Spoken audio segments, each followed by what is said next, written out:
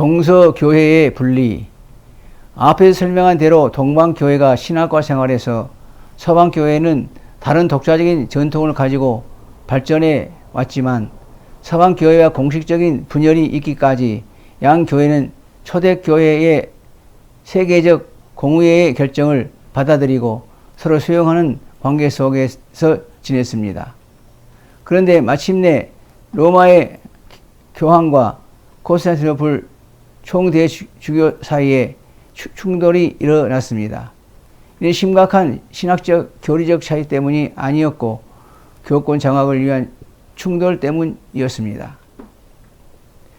콘스탄티노플 대주교 미카엘 캐롤랄리우스는 강력한 성격의 인물이었습니다.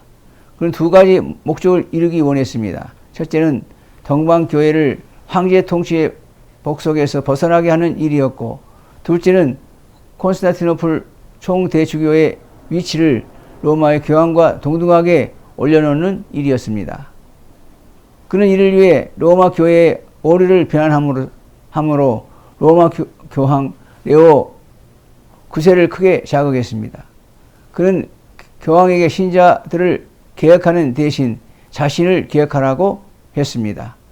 그가 지적한 오류는 성찬에 누룩 없는 떡을 사용하는 일, 토요일에는 금식하는 일, 목매달아 죽인 동물의 고기를 먹는 일, 사순절 기간에 알렐루야를 찬송하는 일, 사제들이 독신으로 지내는 일 등이었습니다. 이런 것들은 여러 세기 동안 서로 이해하고 수용해온 일이었습니다. 미카엘 총대주교는 이어 콘스탄티노플에 있는 서방 교회들의 문을 닫게 하고 누룩 없는 떡을 내어버리며 라틴계의 수도원들이 동방교회의 의식을 사용하도록 명령을 내림으로 교황을 자극했습니다. 이에 대해 교황 레오 9세는 로마 교회가 최고로 존경을 받기에 합당한 유일한 교회임을 주장하고 동방교회의 간섭에 따라 관대한 태도를 보이면서도 로마 교회는 결코 자체의 교리를 고치지 않을 것임을 주장했습니다. 이때 황제는 서로의 차이를 해결하기 위해 콘스탄티노플에서 화목을 위한 회의를 소집했습니다. 하지만 이때 교황의 특사들은 거친 대우를 받았습니다. 이에 대한 보복으로 1054년 7월 16일 로마 교황의 특사들이 콘스탄티노플에 있는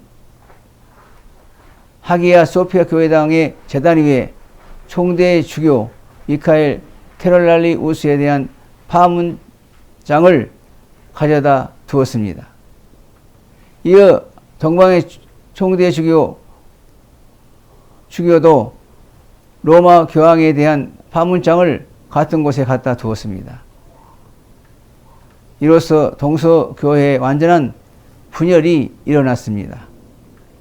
이 분열은 16세기의 교회 개혁처럼 신학과 생활의 차이 때문이 아니었습니다.